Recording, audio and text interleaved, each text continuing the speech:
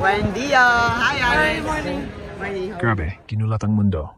Alexandra Alex Ella, ang batang Pinay na pinalaki sa Rafa Nadal Academy, pinasabog ang Miami Open nang tumbukin niya ang world number 2 na si Iga Swiatek sa straight sets para makapasok sa semifinals.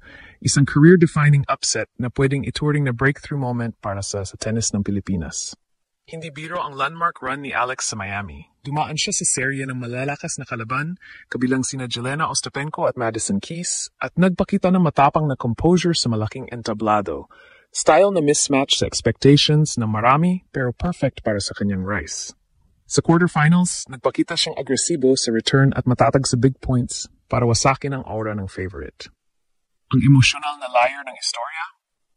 Si Iga Swiatek, hindi lang rival ni Alex sa court, kundi idol din niya. Naging special guest si Iga sa graduation ni Alex sa Rafa Nadal Academy noong 2023. Kaya ibang klase ang narrative na to mula sa paghanga at pag-aaral sa tabi ng idolo. Ngayon ay nagwagi laban sa kanya sa pinakamalaking tournament na dinudumog ng mundo. Ang moment na to, literal na, from student to giant slayer. Resulta ng win, hindi lang viral headline. May konkretong career jump din. Nakita ng buong tour ang potential ni Ala. Tumalo ng kanyang ranking at nagbukas ang pintuan para sa mas marami pang mataas level draws at endorsement visibility opportunities para sa Filipino tennis. Para sa bansa, ito ay higit pa sa sport. Symbolic win na pwedeng mag-trigger ng surge ng interest at investment sa tennis sa Pilipinas. Sa tono ng ginulat ang mundo, ang kuwento ni Alex ay puno ng paradox. Maliit na bansa, malaking pangarap. Tahimik na scholar sa RNA, big-time giant killer sa Miami. From heartbreak to hope arc? Check. From underdog to national beacon. Ngayon, paano niya haharapin ang pressure ng big expectations at ang bagong spotlight? At mas importante, handa na ba ang Pilipinas mag-build ng pathway para masundan siya ng susunod na henerasyon? Sino pa ang gustong makita niyo next? Alex sa Grand Slam deep run o Alex bilang inspirasyon na mag-angat ng sports sa bansa? Alessandra Alex Ella nagpakita ng eksaktong moment of a lifetime sa Miami Open. Isang chilling, cinematic upset nang patumbahin niya ang worldner. 2 Iga Swiatek at pumasok sa kanyang unang WTA semifinals. Score, 6-2, 7-5, straight sets pero punong-puno ng adrenaline at puso. Ang unang linya ng script, si Alex, isang wildcard na rank no number 140, hindi lang basta nanalo, pinugbog niya ang aura ng isang superstar. Bago ang laban na to, dumaan si Alex sa serye ng higanteng panalo. Nilampaso niya si Jelena Ostapenko, natalo rin ni Madison Keys, at pumasok sa quarters pagkatapos ng walkover ni Paula Badosa. Kaya nakapasok na siya sa main stage na may momentum at walang takot. Ito ang classic Cinderella run na biglang naging national headline. Pero eto ang pinakatanggap. May buong-buong circularity ang kuwento. Si Iga, dating guest speaker sa graduation ni Alex sa Rafa Nadal Academy, minsang naging inspirasyon at larawan ng pangarap ni Alex. Ngayon, siya ang nastan ni Alex sa isa sa pinakamalaking courts sa mundo. From diploma stage photo ops with Swiatek and Nadal to courtside giant killing, maliit ang mundo, pero malaki ang dramang Pilipino.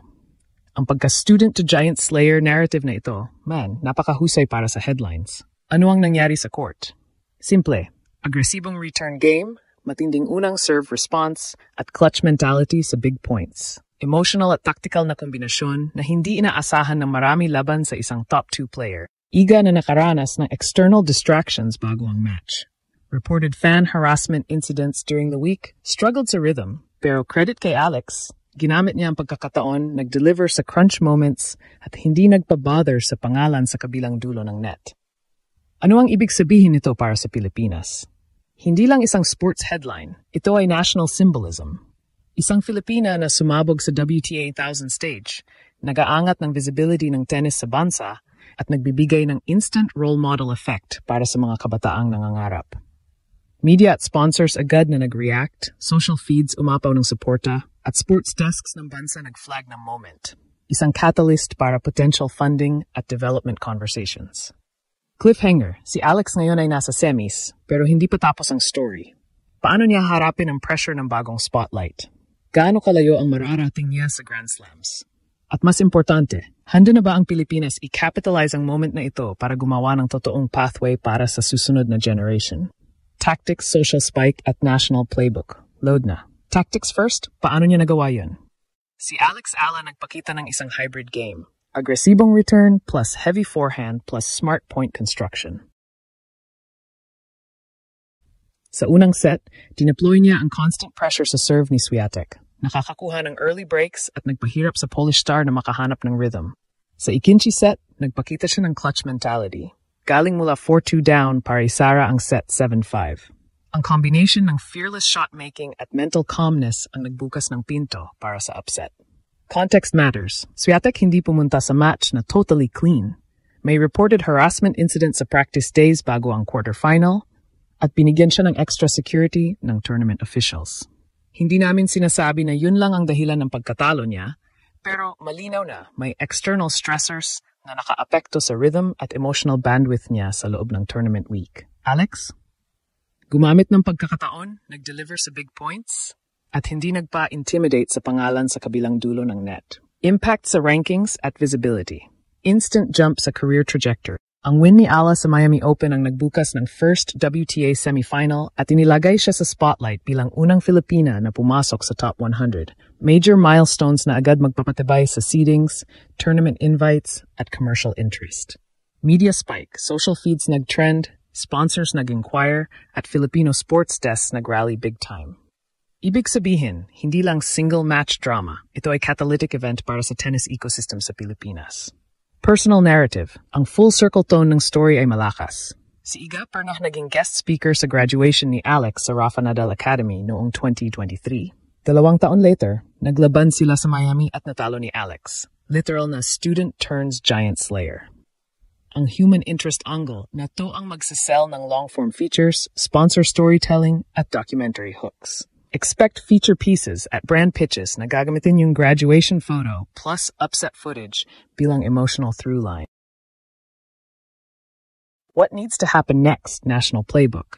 Kung seryoso ang Philippine tennis stakeholders, kailangan ng fast follow, targeted grassroots programs, coach education, scholarship pathways, at partnerships with academies, e.g. Rafa Nadal Academy linked as proven pathway. One iconic win without structure risks pagiging viral moment lang. Kaya challenge sa sports admin, gawing sustainable funnel ito para hindi single-star dependent ang progress. Short-term questions for Part 3. Paano haharapin ni Alex ang bagong expectations? Ano ang plano ng coaching team para load management, mental resilience, at surface adaptation? At pinakamahalaga, sino susunod sa pipeline na pwedeng tumapak sa international stage kung masustento ang program? Ilalabas natin ang social metrics, sponsor moves, at isang sample national playbook. Kasama ang recommended next 6-month roadmap para si Alex at para sa Pilipinas.